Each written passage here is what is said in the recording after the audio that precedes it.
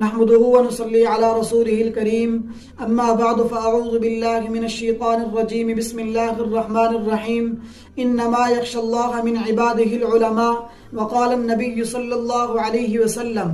انما شفاء العي السؤال او كما قال عليه الصلاة والسلام۔ دوستو، آج میں آپ حضرات کی ایک ایسے مسئلے کی طرف رہنمائی کرنا چاہتا ہوں۔ آج میں آپ حضرات کی توجہ ایک ایسے مسئلے کی طرف مبذول کرانا چاہتا ہوں کہ جس مسئلے کا ہمارے 90% نمازیوں کو علم نہیں ہے۔ ہمارے 90% نمازی اس مسئلے کے بارے میں نہ جاننے کی وجہ سے غلطی کر جاتے ہیں اور نمازیں ہماری قبول نہیں ہوتی، نمازیں ٹھیک نہیں ہوتی، جس کی وجہ سے وہ نماز ہمیں بد دعائیں دیتی ہے اور ہمیں پتہ تک نہیں ہوتا۔ سب سے بڑا مسئلہ کہ جس نماز نے ہمیں دعائیں دینی تھی، جس نماز نے ہمیں فحش اور برے کاموں سے بچانا تھا، جس نماز نے ہمیں جھوٹ غیبت چغلی سے بچانا تھا، جس نماز نے